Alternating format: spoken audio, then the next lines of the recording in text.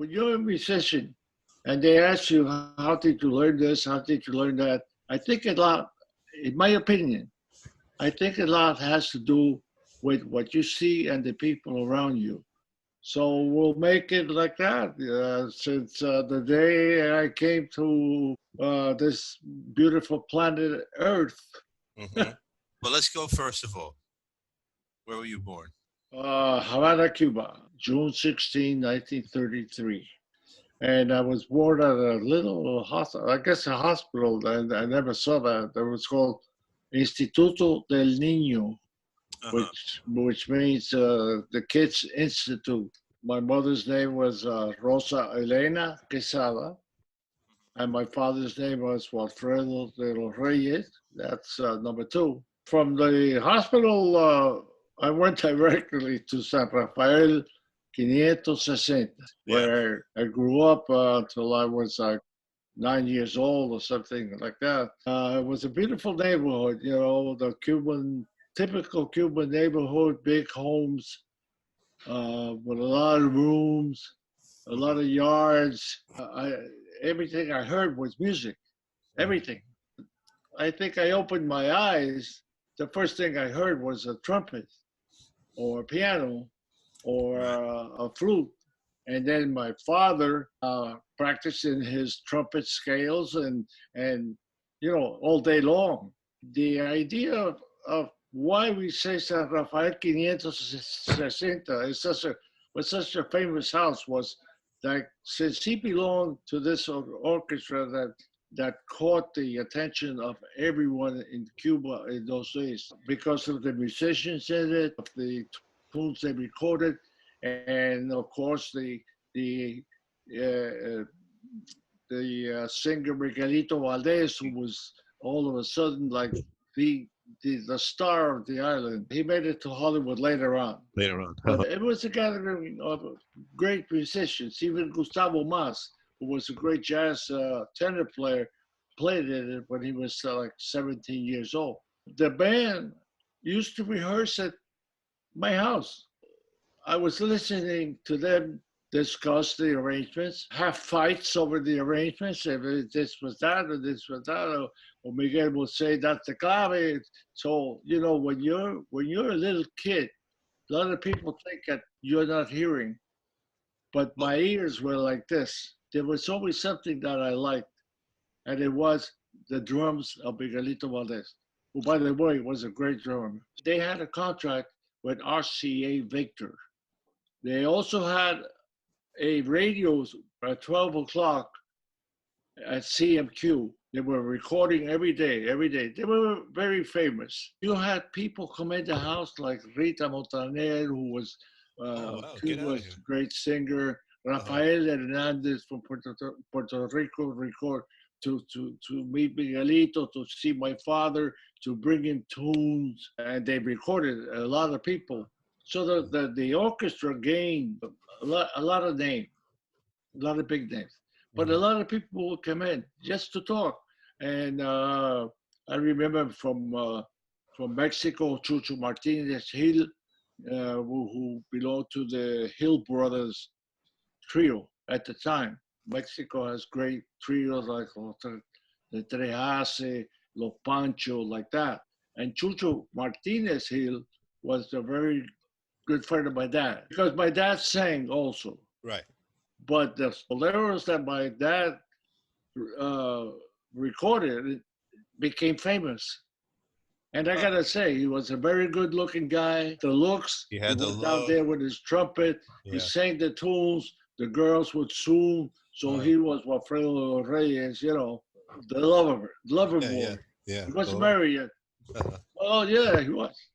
Miguel and my dad had the uh, fanatics outside the street. You would go out, and there were girls waiting all over, people to get the autographs. That was my 3, 4, 5 years old. That kind of thing. They had a big bus, so that bus became Orquesta Casino de la Playa, That and was their bus. my father was the driver, and Miguelito. They would change. Miguel would have it like 2 weeks. they would take off right from right there. So Rafael put the bass on top, the Yeah. big bass drum, this and that. And I was watching. All that. It was fun. Your dad and Rafael were 14, 15, Right. teenage years, making noise here and there. They loved the movies. They belonged to the RKO. The RKO pictures had. So Emilio, who was your dad, also started with the trumpet. My dad would give him the lessons very young. So now we added one more trumpet. Emilio, my dad, and then Rafael started playing trombone. When the Casino de la Playa would go on a tour, they would leave the instruments in my house. And I always used to see Miguelito Valdez bass drum. It was a big white painted bass drum. It was like, it looked like, I think it must have been a 26 or Oh, one of 28 those inch. big ones. Yeah, yeah, Big yeah. one. So, and a tom-tom, a white tom-tom. I think it was like a 9x13 tom. And they would leave it there. And I remember me waking up in the morning, like at 9 o'clock in the morning, and going directly to where they left the instruments. And what brought me to my attention was the drum. What's the drum? And I started hitting the drums. And I started hitting the bass drum. And my dad would say, no, don't do that. And my mother said, that's too loud. And I'm bothering my grandfather, who was in fixing teeth. But I was there, boom, boom, boom. Boy, I liked it. The Congress, not yet. In those days, during the carnival times, the comparsas, as we call them, when it's carnival, like Right. in Brazil, all the neighborhoods in Havana have a comparsa. Cayo Hueso. Cayo Hueso, right. El barrio de Cayo Hueso. Very famous for many, many, many great percussion players. Bogocero, Charo Pozo was from there. Julito Collazo was from there. Oh, really? Omara Portuondo was, you name it. So they had their own comparsas very close by. And in those days, they would go through the neighborhoods. When you were eating, for instance, at 7 o'clock at night, and the whole family was there eating, you could hear the comparsa Fanta all the way down San Rafael to the Borough Castle, which ended there. Now, what they did was they used to have little cans of condensed milk. Yeah. And then you put 10 cents in or 2 cents, which was a lot of money. Yeah. For them to get their costumes, the costumes of the comparsa and the instruments. There was no Latin percussion. It was a head and a barrel made probably by some guy at Cojo, at Manco, or somebody that made the congas very beautiful. The funny thing about those comparsas was that the guys that were playing the rhythms were mechanics. The mechanic that fixed my car, or the barber. The barber used to play the snare drum. And sticks that were made with anything. We're not talking about technique. We're not talking about any 5-stroke rolls. Or we're not talking. They played. I remember a lot of times they would come down and they would stop. And when they would stop, the rhythm would keep going. And they would throw alcohol on the floor because, the Cuban alcohol was 90% alcohol or 70%, very, very high. Yeah. Because we have a lot of sugar, right? And get the conga drums and just go like this. They will go like that and get the head. Oh, get out of here. Really? Tight. Or maybe something they were drinking, like aguardiente. You take the aguardiente and you drink aguardiente, and you heated the drum at the same time. So you're getting two jobs out of it. Yeah, these are things you're brought up with. At 5 years old, Casino de la Playa did a tour of Puerto Rico, Venezuela, Colombia, Panama, and then back to Cuba. That was a great tour because they were very famous. And Yeah. they were famous not only in Cuba, they were Yeah. famous in Puerto Rico. They loved them. Then they went to Venezuela also. My mother and me followed my dad. Met my dad in Caracas. No freeways, nothing. To go to Caracas, we had to get a bus and go through the mountains. La Piquina, I think they call it. We also stayed there at a big house, seeing people there playing. I remember the guitar, playing the joropo, playing this, playing that. And wow, how much music there is in the world. We went back to Cuba again. There in San Rafael, I had my own little band. I started playing the drums with a box and my mother's hat boxes in the last room of the house, and I would have shows. And Emilia would come. Emilia would play with me one time. So I would have all these shows. I started doing shows, creating drums. And then I would walk with my nanny. I had a nanny. Everyone in Cuba had a nanny. And she would take me in the afternoon to the park. In every neighborhood in Cuba, there was a solar.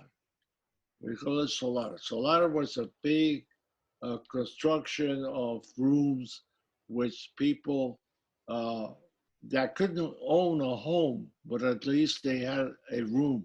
Español, Spanish, Chino, Polaco, everybody lived there. Every white people because they wanted to save money, Yeah. and they paid like the cook that cooked in my house. She would pay, I think, $3 or something like that, $3 a month for a room. Every day in the afternoon, they would gather in the patio. The patio was in the center, and they would play guaguancó, rumba, Colombia, abacua, and she was taking me to the park with my tricycle, and I would hear the drums playing. No, I don't want to go to the park. I want to go in there. So she would take me inside with my tricycle, and they were playing there every afternoon. So I would sit Really? there like, oh my God, I love this. I love it. I love it. And she would lie to my mother because my mother would say, "Was he all right at the park?" And she would say, "Oh, sí, señora, yes, he pushes it." So that's the way I think it started. The whole area has to do with it. Who you were raised with, who was nice to you. Miguelito Valdez gave me a set of bongos. Gave me a little set. That was my first drum thing. Uh-huh. Bongo. There was a store that was called Excelsior. One day I went by and I saw this book, and it was Gene Krupa's book. I went, oh, and his picture on it. So that got my interest. I went in. I asked the guy there. He became friends, and then they had a set of drums. It was in near the war, so the companies were making like metal drums. Oh, They had Those were wood. right? wood. It was $300. That set of drums. That drum thing where you see your first Oh, yeah. thing, the snare drum or the tom, the whole thing. But I was watching the Cubans play conga, and I was watching the bata drums being played also. So that took a lot of part in me when I went to New York, and I didn't see them at Yes. first, because everybody then went there. Everybody moved there. The bata, Yeah, yeah, yeah. the Afro-Cuban religion started climbing, right? But that thing of hearing that music all the time and hearing those drums started waking up my my ears. Something musical always happened in Cuba. Always, you could Uh-huh. go out in the street, the music is on. It is a very musical and happy country. You started coming to New York at what age? My dad's first trip to New York was in 1939. He came along first on a ship from Havana to New York. The reason was that when he got there, he was the lead player for Casino de Fire. Oh yeah. American players, very good players, okay, studio musicians, trumpet players Yeah. that could play Cuban music, the feel. See, Right. one thing is, yeah, he plays the trumpet, yeah, but can he play this? See, it was a feel thing. My dad had the feel of the da da da da da da da da, and that's what you played in those days. I used to go with him to all the recordings. He got my mother and I to go, and we moved to 156th Street in Amsterdam. That was our first apartment. I was in third grade. Uh-huh. I went to school the second day. We moved into a 5-bedroom apartment. My mother didn't like New York. The apartment was like, she used to hear the people walking, boom, boom, boom, boom, boom. And she got scared. And my father again sent us back to Cuba. Because in Cuba, we came from a big house, huge house, to an apartment. There was a lot of difference. Yeah. She didn't know how to cook. You know, she came from a family that she didn't need to know how to cook. Yeah. So now life changes. The family, the uncles, the music, the big house, San Rafael 560. All of a sudden, you find yourself at 156th Street. I think it was winter because that's another one. Yeah. I didn't know what snow was. I didn't know what cold was. Yeah. You know, I went to the beach every day. Here, where do I play? Anyway, the thing was that back to Cuba again. And all this time, I'm listening to, I already went to see Gene Krupa in New York. That was the first thing. My dad went to see a rehearsal with Miguelito Valdez band. He formed the band. And Miguel was there. My dad gets there. The conguero was Lil Ray Romero. Lil Ray? So, you know, I was already listening to the New York scene. Back to Cuba again. Oh, man, it was great. I got there in the ship, my grandfather, my grandmother, I loved it. Then 6 months later, back again to New York. And I started school, and it was different because I had to keep studying. So we stayed in New York. And then what I would do is save up to every summer vacations, the summer school vacations, I had enough money to go to Cuba. So we got to, my mother and I every year went to Cuba. So it was 6 months in New York, 3 months in Cuba, 6 months in New York throughout. I knew everybody on the train. I knew all the bus boys. I knew the workers. Hey, how you doing? You're coming back. When we went back again, we lost our apartment. We had to look for a new apartment. And that's when my dad found 348 West 49. So now we have 49th Street that's famous. Why? Madison Square Garden Right across the street. Everything happened there. Yeah. I got into all the fights, all the circus, the Ringling Brothers, the big Communist Party event, the horses, the elephants, everything was going on there. And I was looking at it. I loved it. Roy Rogers, Dale Evans, Gene Autry Rodeo. I got in all of them. Broadway was right there. I had the Strand Theater. I had the Paramount. The unions changed. Then it came to Roseland. I had the ballroom. Oh, you used to be at the Palm Gardens. Wasn't the union ever there? Yeah. Yeah. I remember that. The nightclub La Martinique on 57th Street. I watched Danny Thomas from sit down next to the drummer when he started at La Martinique. And then the famous El Morocco.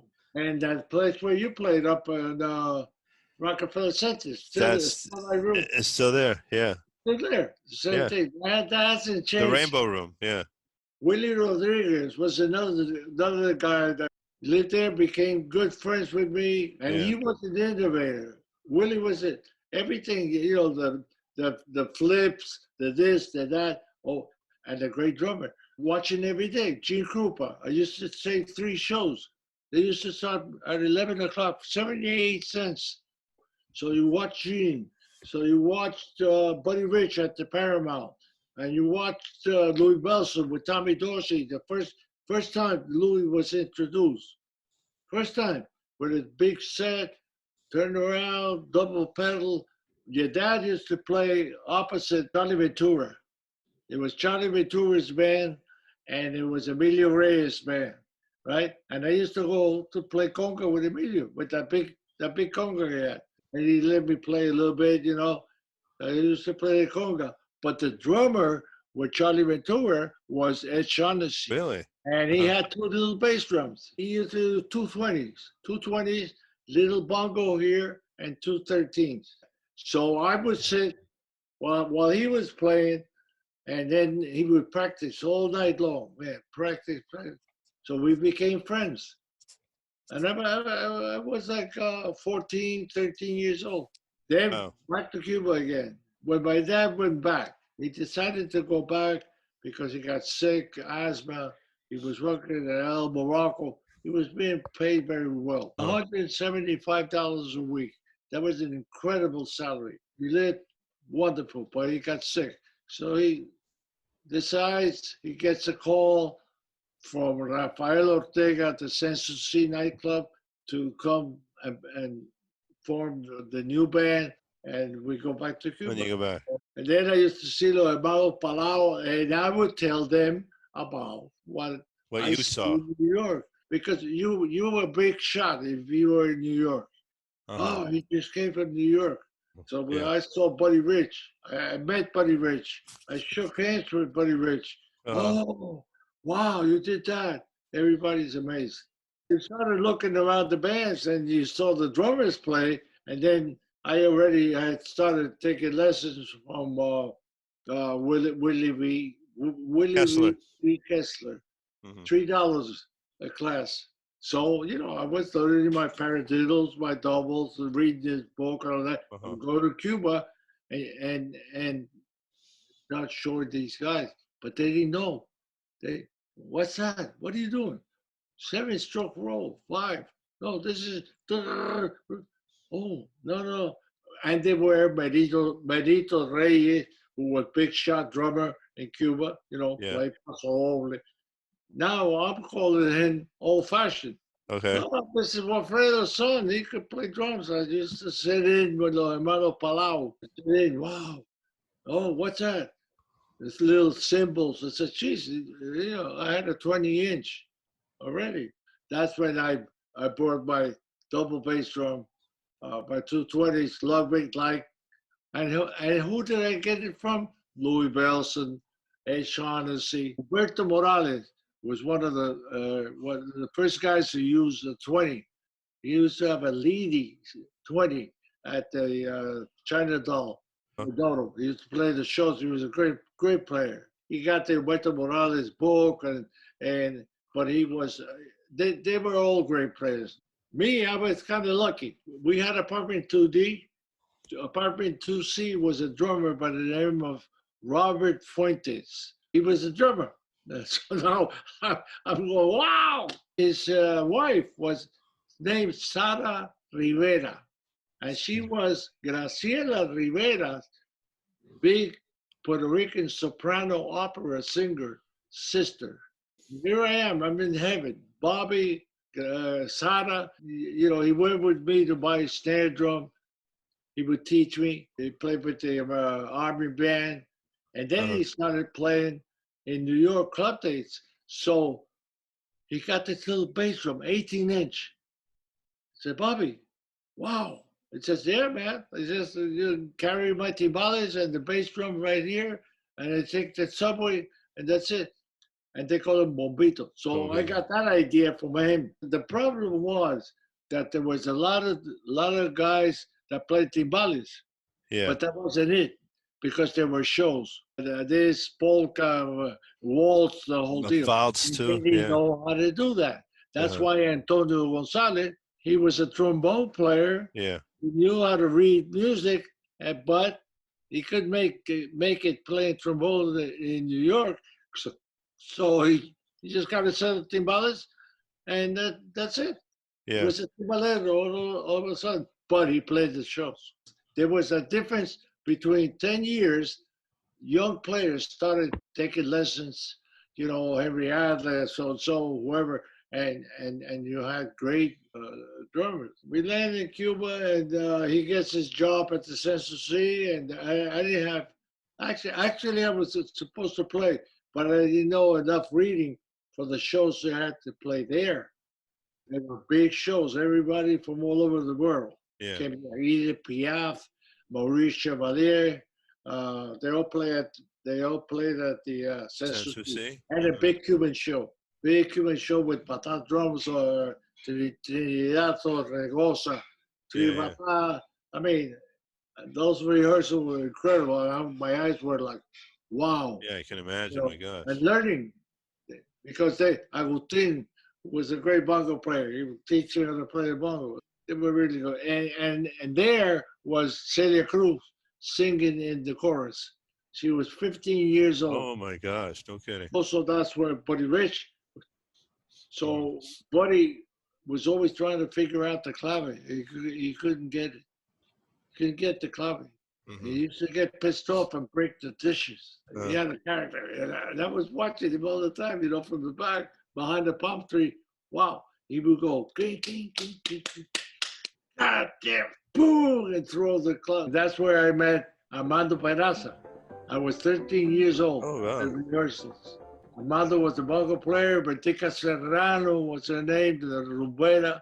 So Emilio conducted the show, and the drummers were Daniel Perez at one time and Guillermo Alvarez. Being CMQ, a new station, they bought 2 sets of, they bought like 6 sets of leading drums to put in every studio.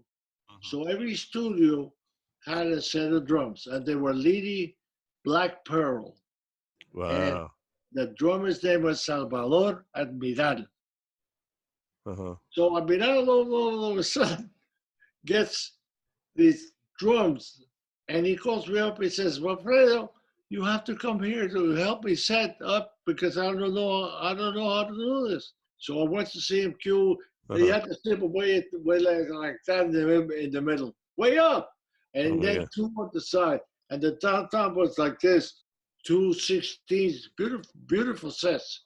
So I set it up, you know, more or less the way Barreto was there too. Yeah. Now, in that program, which was very loose, I mean, it wasn't meant to be Sonora Matancera commercial or anything. It was a band that just played.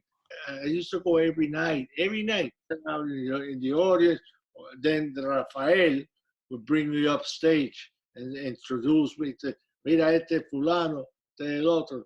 Admiral used to do a songo thing already on the cowbell because he didn't know what to do. See, so he was playing like he would play the cowbell and he would do the imitation of the maracas.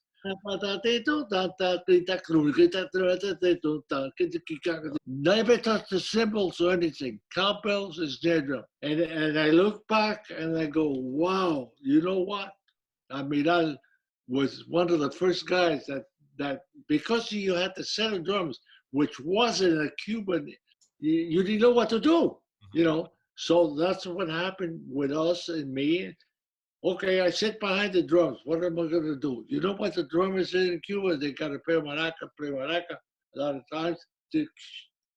And the drummer set is there. So Barreto, in his first recordings with Bebo Valdez, was one of the guys that started playing brushes on the snare drum, imitating the maracas. Maraca. Next went to the hi-hat. Right. You know, you started messing around. I was playing one time with Gonzalo Roy, who was one of the top musicians in Cuba, classical composers, Gonzalo Roy. CMQ, the same drum set. So I got called in to play. I sat on the drums, and it was like basically bolero with Yeah. Marta Perez, who was a soprano singer. And I start playing. Yeah, okay. He stops the band. Stops the band. Wait a minute. He was already, the little stick in his hand. And he goes, he looks at me and says, Maestro, what are you playing? I said, I'm playing bolero.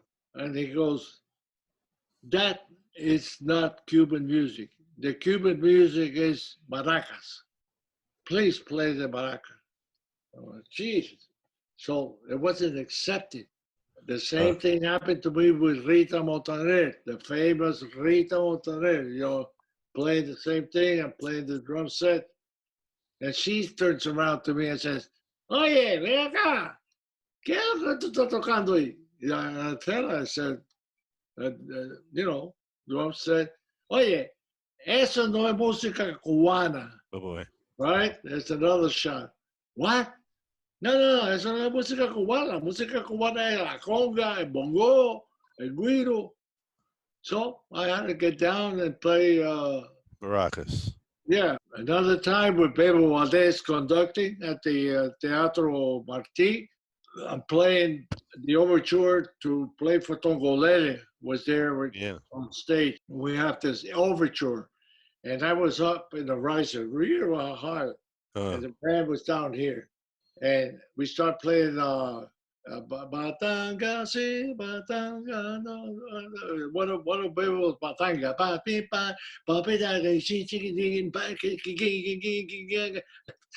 I mean, the cymbal.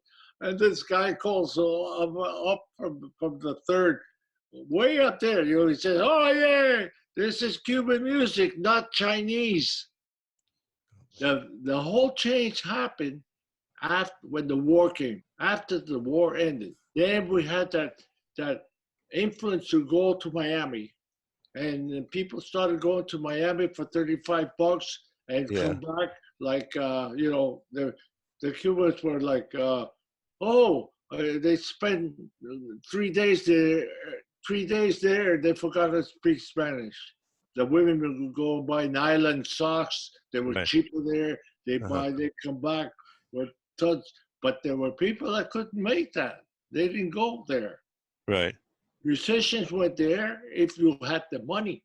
The influence of jazz came after the war. We had Cara 51, Radio Cadena Habana, which was a big radio station that was 3 blocks away where we lived. Incredible. They sounded like, or better than Glenn Miller or Benny Goodman's band. They had Lopez on trumpet. They had incredible trumpet players. So we, as Cuban musicians, went to look at them. I would go every night to see Luis Alcaraz because the band was awesome. They played at the Radio Cadena Habana was like the radio program. And I think they went to Tropicana one night. There was a small group of people that knew about Dixieland and jazz bands and foxtrots and all that.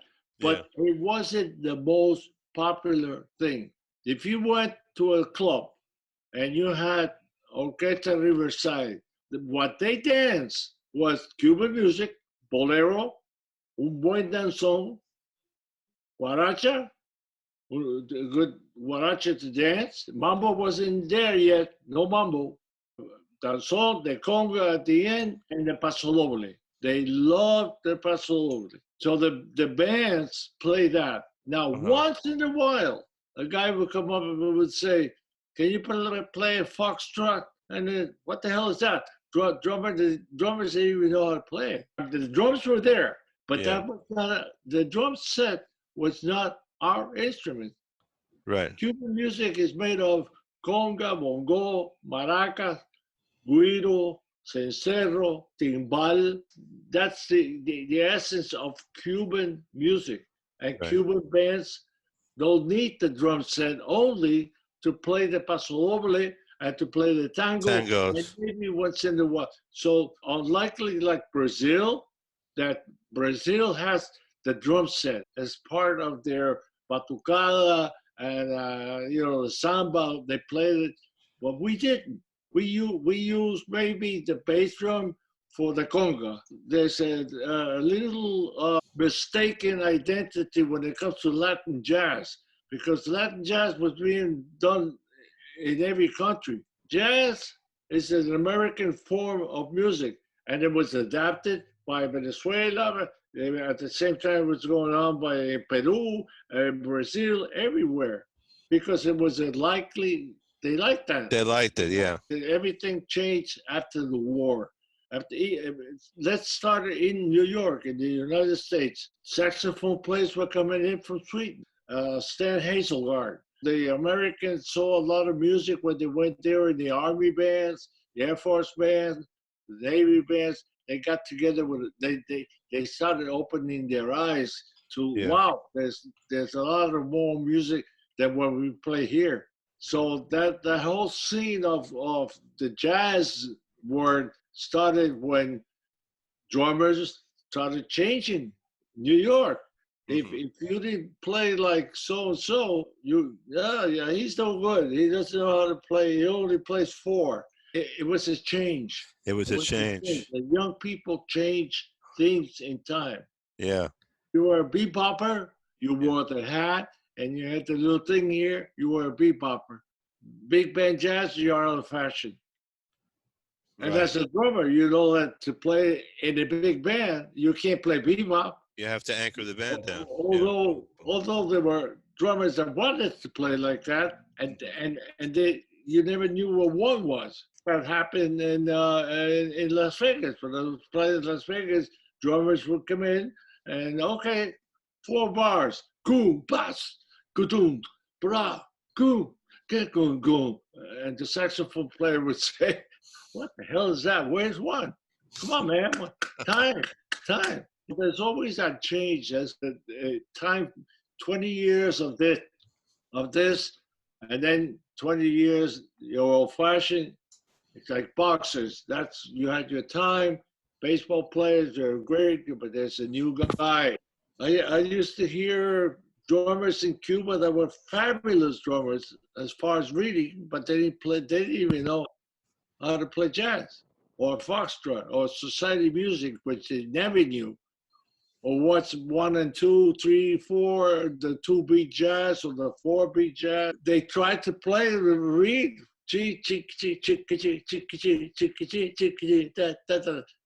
That's it. Every time something new comes out, they criticize it. And in this case, it was Pere Prado. Pere Prado came in, and the bongo player is Filiberto. It was what the hell is that? You know, the people, what is that? Because the bongo players changed all of a sudden. They were playing like a drum set. They were swinging it. Yeah. A very American phrase. And the people could dance. See? That there was a change. And Filiberto, the bongo player, was one of the guys that started that thing. Antolin and Filiberto were the rhythm section with Pere. Now, when that album reached New York, I remember not the album, this disc. Went across Reyes Sr. Music Hall. There used to be a store that used to sell Spanish music, Cuban music. So I went and got the record right away, brought it home, and played it for my dad. He almost threw me out of the apartment. Dad, that's the Pere Prado. That's not Cuban music. And we had that fight. Okay. He was thinking 10 years back, and I'm thinking 20 years now ahead. Now and ahead, yeah. Yeah, it always happens. 10 years from now, you're gonna hear guys playing things that you wouldn't even imagine. And they'll call the other guy old-fashioned. You don't have it, you don't have it. So there was always that. So I was always listening to every musician that I could put. It was natural because I was with my dad. I mean, I hung on to everywhere he went. I went with him. Right. So, and my ears were like this. It was very interesting. My life has gone back and forth from Cuba to New York, because I would see the Cuban music growing, and then when I went back to New York, I would see what was going on in New York. And you got to say that Mario Balsa and all those guys are the, like the fathers, the godfathers, of bringing in big bands. Mario played with Chick Webb. He was Right. an incredible clarinet player. Now he meets Dizzy Gillespie. Dizzy Gillespie loves Cuban music. Yeah. If you don't know Cuban music, you can't play this.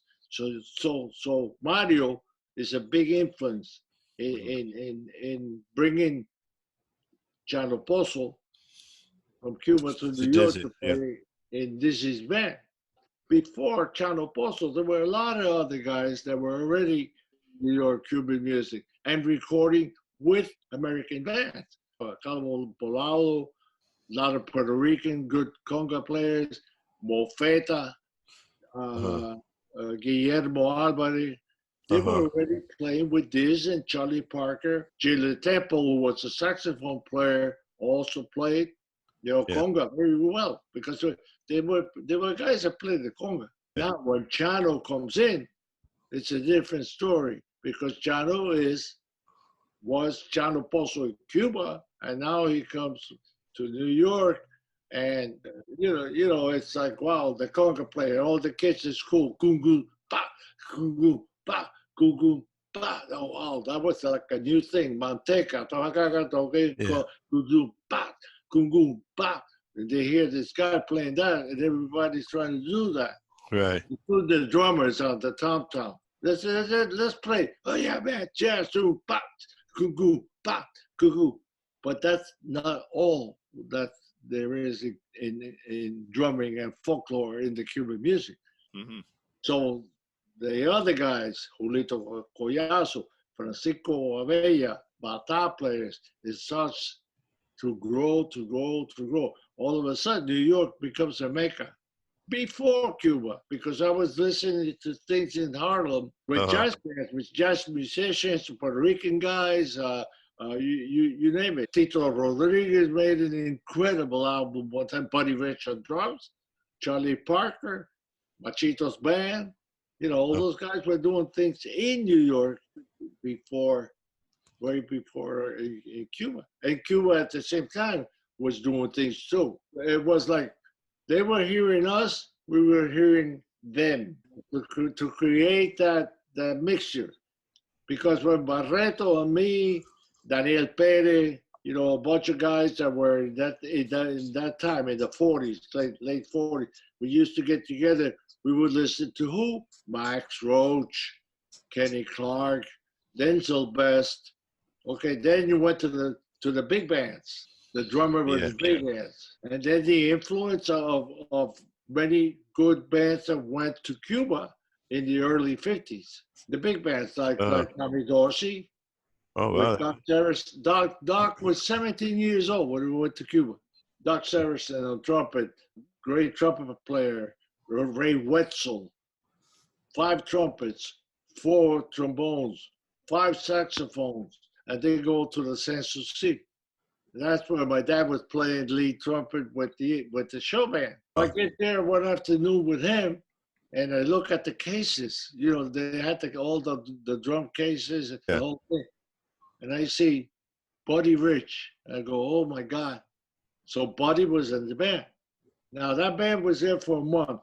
Yeah. Barreto was the drummer with the show band. He didn't take his eyes off Buddy 1 second. He learned how to play. So he learned everything that Buddy did. That one day Buddy got sick and Barreto went in and sat in. He played it exactly like Buddy. That's how an incredible facility Barreto had. He used to have a 26-inch bass drum, and I said, Barreto, you got to change that. That's all. And he bought a 20-inch, and knowing Barreto, he buys a 30-inch cylinder cymbal. 30 inches. The umbrella. But that was another time. I'm Yeah. talking about now the 50s. You got to go back to the 40s. And I was watching all that change. The guys that used to come in from Cuba, the La Salle cafeteria, where they got together and, hey, we got in from Cuba, so. Your dad was one that got there. Now, Emilio was always like the Cuban Charlie Spivak or the Cuban Harry Harry James. James. Emilio forms this band, gets this and starts playing. Now, there were two types of playing, the more typical and the more commercial. Which one did you want to make money on? The commercial. Because Emilio, when Emilio started, he played, there were a lot of clubs. A lot of clubs. You had the mountains in the summer. You had Miami Beach in the winter. So there were a lot of bands. Puerto Rican bands, Tito Puente, Machitos, Cuban thing with his sister singing, war typical.